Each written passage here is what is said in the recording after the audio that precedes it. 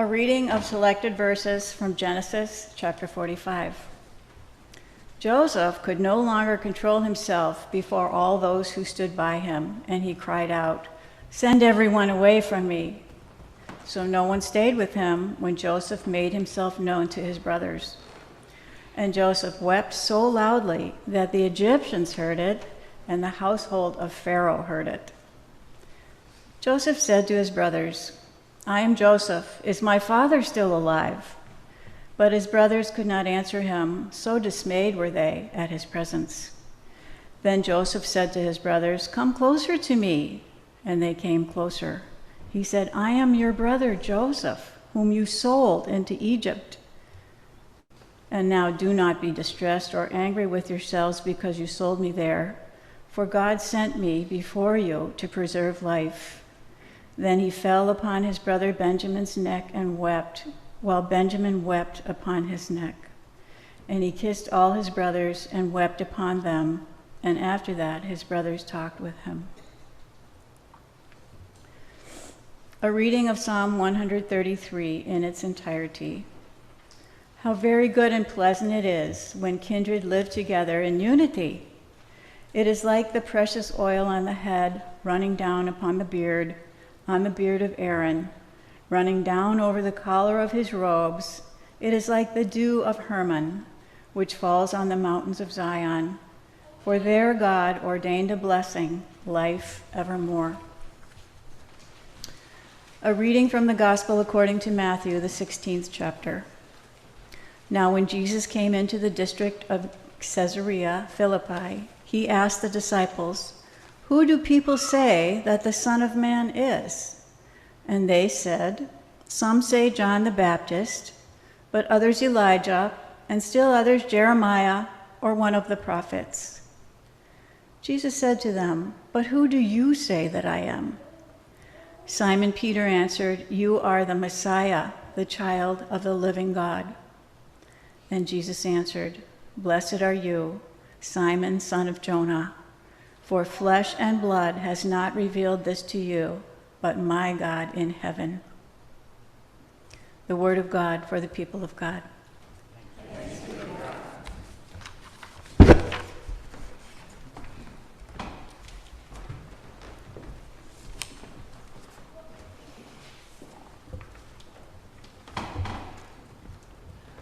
Good morning. To be asked to speak anywhere is a compliment. I am grateful to have been the recipient of many compliments over my lifespan. To be asked to speak, to be asked twice or more to speak in the same setting or to the same congregation is a greater compliment. I've lost count of the number of times that I've been asked to speak here. Even if it is, as is the case today, the invitation is for a Sunday in which part of the congregation is absent, let's call it a family retreat, or on one of those Sundays that are holiday weekends, it is still a compliment. I remind you of my history of evidently being the first choice preacher for low attendance Sundays here at St. Anthony Park, United Church of Christ. And I share that with you because it leads into my meditation of the morning. A number of years ago, I discovered a children's book called Whobodies There. Whobodies There. Here is the book. It is the story of the difference between Anybodies and Whobodies. Whobodies, I read, are different, especially for children, because Whobodies are real, honest, fun, and want to be with children. Anybodies tolerate children sometimes, but often have more important things on their mind than children. Children know the difference between Anybodies and Whobodies. It was many years after reading the book that I met Whobodies who worked at a Whobody place. It was in a children's hospice in England, Martin House. I was not a child, nor sick, nor a parent when I stayed there, but I was clearly better when I left. and unknown to the staff, I took a little bit of the special air and spirit with me when I left. That children's hospice was a rare place that embodies a match between environment and staff, between what is said and what is done, between what is the mission statement and what occurs every day, between the original dream and the emerging vision. It was more than a place. It was more than the staff. It was a Whobody place. Some of you know that I am now an advisor to Crescent Cove, respite and hospice home for kids in Brooklyn Center. It is also a vibrant and joyful home away from home for kids with life-threatening conditions where each moment is embraced and celebrated. So I'm inviting you this morning to consider this whimsical story, Whobodies, and the metaphor of Whobodies for its potential for you and me and for this congregation. Extend the metaphor beyond pediatric settings. Insert elder care, workplaces, congregations, even public meetings. How would we know if we were in a Whobody place? How are they different from other sites? Who in this space might be a Whobody? Might a Whobody be sitting next to you right now? Pediatric palliative care author Betty Davies describes such places, such cultures, such congregations, perhaps, as what she calls milieus of mattering. Milieus of mattering. And she says, in a mattering milieu, in a mattering place, and she's talking especially about pediatric places, I'll enlarge it to include us. Both parents and clinical staff feel that they and their concerns matter to each other and that neither is left alone to face the challenge of caring for children. Parents feel that they and those who matter to them, their children, are treated with respect and with human dignity and tact. Staff feel similarly respected and valued by the parents. In this milieu, both perceive a sense of cohesion, a sense of being united by and committed to the common interests that matter, providing the best possible care to the children. If we were to rephrase this in a mattering milieu, all the members of this church feel that they and their concerns matter to one another, and that no one is left alone to face the challenges of life today. All of us feel that they and those who matter to them, our own families, our chosen families, the people around us, our workmates, our neighbors, are treated with respect and with human dignity and tact. All feel similarly respected and valued. In this milieu, both perceive a sense of cohesion, a sense of being united by and committed to the common interests that matter, becoming the spiritual place called St. Anthony Park, United Church of Christ. Here's an adult example of yearning for Whobodies. I've been chronically ill for 12 years, stroke, paralysis, that's what I'm dealing with now. I've gone to rehab program after rehab program after rehab program. I may be one of the most rehabilitated people on earth. I've worked with a lot of people, and I've seen many types and attitudes. People try very hard to help me do my best on my own. They understand the importance of self-sufficiency. So do I. They're positive, they're optimistic. I admire them for their perseverance. My body is broken, but they still work very hard with it. They're very dedicated. I have nothing but respect for them. And then this line from Ram Dass. But I must say this. I have never, ever met someone who sees me as whole. I have never, ever met someone who sees me as a whole human being. And Das goes on to say, can you understand this? Can you? No one sees me and helps me see myself as being complete as is. They see me as a cripple. No one really sees how that's true at the deepest level. Everything else is Band-Aids, you know. Now, I understand this is what I've got to see for myself, my own wholeness. But when you're talking about what really hurts and about what really I'm not getting from those who are trying to help me, that's it, the feeling of not being seen as whole. As I reread this passage that I've lingered with for probably 30 years or more, I thought of Jesse Jackson. And in his early work before Black Lives Matter, when he was speaking especially to a group of African American children, immigrant children, people on the margins, he would have the group, I was thinking of it even as Cassie was here with the two young ones this morning, he would get them at the end of the session to stand and shout out to one another, "I am somebody. I am somebody. I am somebody." As I prepared this sermon, I was reminded of the wisdom of Charlie Mingus, jazz musician, who said about jazz and about life, making the simple complicated is commonplace. Making the complicated simple, awesomely simple, that's creativity. That's creativity. My reading of scriptures is a simple one. My reading of scriptures is that Yahweh, God, Jesus, and many other disciples and characters in the scriptures embodied Whobody characteristics. Jesus and the tax collector, Jesus and the woman at the well, the story of the Good Samaritan, Ruth and Naomi, Joseph with his brothers.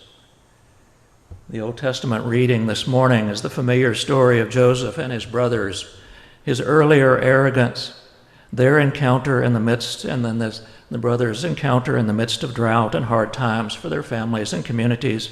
They confront one another and essentially ask, "Who do you say that I am? Who do you say that I am? Will you let me be your brother again?" Can expectations and relationships change? During recent weeks, beginning on July 30th, Victoria has used parables. She called them that particular Sunday parabola. And she also last Sunday used acronyms and sermons. Parables are intentional stories that make points that common direct sentences cannot. And last Sunday, drawing on the work of Brene Brown, Victoria addressed trust in relationships using the acronym BRAVING. And then the words that go with those letters, from boundaries to reliability to accountability to integrity, non-judgmental, generosity. Today, I'm asking you to consider and stretch your imaginations about Whobodies and Anybodies. Here's an example from Liz Miller that appeared in the Daily Devotional of the United Church of Christ on August 9th. I hope you read it, or I hope you will read these devotions with some regularity. Imagine if this were to happen here. It has not happened. I'm not advocating necessarily that we do it this way. I'm looking at several deacons now. One Sunday in worship, the head usher rushed over to me during a hymn, leaned in close and whispered, "We don't have anyone to serve communion. We don't have anyone to serve communion."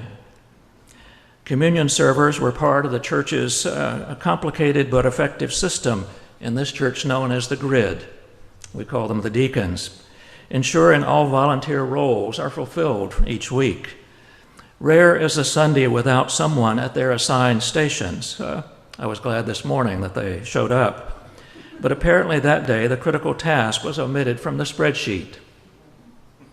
As communion began, I fessed up to the error and asked if anyone was willing to join me at the table. A surplus of volunteers eagerly came forward. I was surprised that there were 3 newer members and an elementary-age child, none of whom were in the grid. With one open invitation, we went from a scarcity of servers to an abundance of willing servants.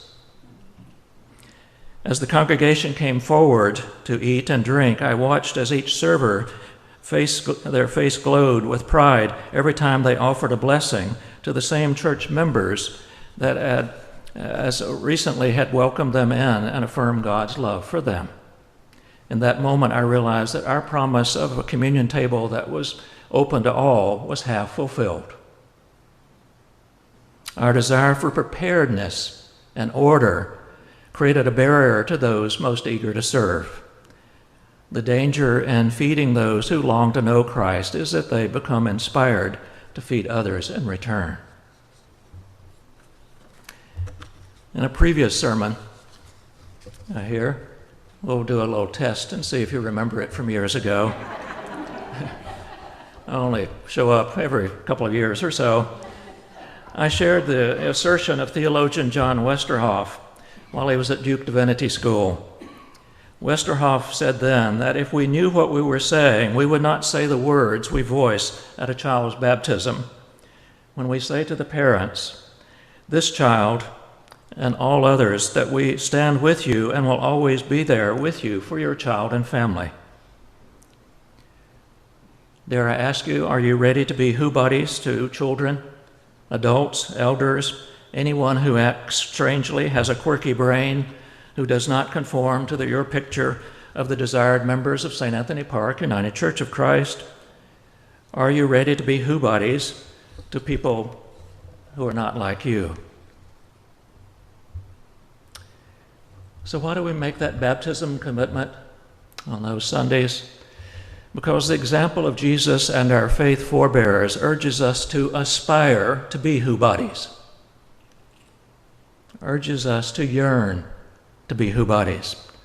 Without naming a commitment like support for families of all children, we will be less likely to seek and embody our words. Early in my career, I worked at Family and Children's Service in Minneapolis. A part of the service there was counseling for individual families. And the workers were in small units of counselors, all called family units, except one, called the children's unit. After much discussion and debate, it was decided that all units should have a family focus, even if care of children was emphasized. The unit names were now shared, uniform, until months later, the statistics showed that soon after the name change, the children's unit was dropped, fewer children were being served. Fewer children were being served. Naming your aspiration is related to committing to the aspiration. Recently, I submitted a manuscript to a journal, hoping it would be published, and it also has the backstory of Whobodies in it. In it, I also began with the backstory of the book and place, as I have with you. And my hope was in this article that workplace teams, perhaps even congregational committees, might explore and name what a Whobody place and what Whobody behaviors would inform us as we began to share our zeal to have Whobody values. Here are just a couple of examples from the manuscript. I'm wanting you to begin to explore what are some meanings, some examples, some characteristics of Whobodies and Whobody places. Consider who is the teacher. A grandmother discerns who is the teacher in her family in a poem for Charlotte with Down syndrome. "We are shallow," she writes, "if we say that you need our pity since you have a lack. There are many things you can do, much as we can. Still, everything is fraught with risk for you. Yet you run and hug and never doubt that we should understand. Today I met you, and today I can't forget what you are teaching. I find your kindness overwhelming." Who are the teachers? Consider humility. Early in his career, Robert Coles, the eminent psychiatrist and prolific writer, went to visit Dorothy Day, the great Catholic humanitarian and social conscience. When he arrived at the facility, he was told that she was busy but would be with him in a few moments. Please wait, he was told. He did, and as he waited, he began to walk around. To his surprise, he came upon Dorothy Day talking with someone. Standing away from them, he observed the interaction. His attention was drawn to the man who appeared to be rather disheveled, unkempt, and behaving to Robert Cole's professional eyes a bit strangely. Soon the congregation and their conversation ended. As Dorothy Day and the man approached Coles, Dorothy Day said to Robert Coles, "Now, which of us are you here to see? Now, which of us are you here to see?" That account reinforced for me my delight and pride to be the first choice preacher on low attendance Sundays.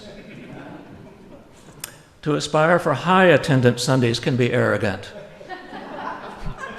To be a choice to preach on any Sunday is a gift of inclusion, capacity, and courage. Finally, let me build a bridge to our time of prayer this morning from what I've been saying. Each Sunday, Victoria not only offers her prayers, but also some requested by you or by me. Then, for however long voices are heard, via Zoom or from the pews, members speak of their joys and concerns. Some prayers are quite intimate and revealing of struggles, suffering, or great joy. As I participate each Sunday, I'm reminded of the reframing of the word gossip from Kathleen Norris that she wrote while she was living in South Dakota, rural South Dakota, and came to grips with the word gossip, especially in those kind of small towns and villages. Here's what she observed. If you look up gossip in the English dictionary, you'll find that it is derived from words for God and sibling, and originally meant akin to God. It was used to describe one who had contracted to make a spiritual kinship by acting as sponsors at baptisms, one who helps give a name to. A dictionary of etymology tells us it means simply to see God. And there you find the words antecedents include gospel, God spell, and sabha, a village community, notoriously interrelated. My friends, we are interrelated, whether or not we're related by blood. Story is a safety valve for people who live as intimately as that, and I would argue, Kathleen Norris says, I would argue that gossip done well can be a holy thing. That gossip done well can be a holy thing. I'm asserting this morning that aspiring to be a Whobody and to be part of a Whobody place can be a holy act. We've sung sometimes about Whobodies and the aspiration, Lord, I want to be a Christian in my heart, in my heart. Lord, I want to be more loving in my heart, in my heart. Lord, I want to be more holy in my heart, in my heart. Lord, I want to be more like Jesus in my heart, in my heart. As Victoria said the last couple of Sundays, mustard seeds grow into large trees. May we grow in our aspiration to be Whobody presences in people's lives. May it be so.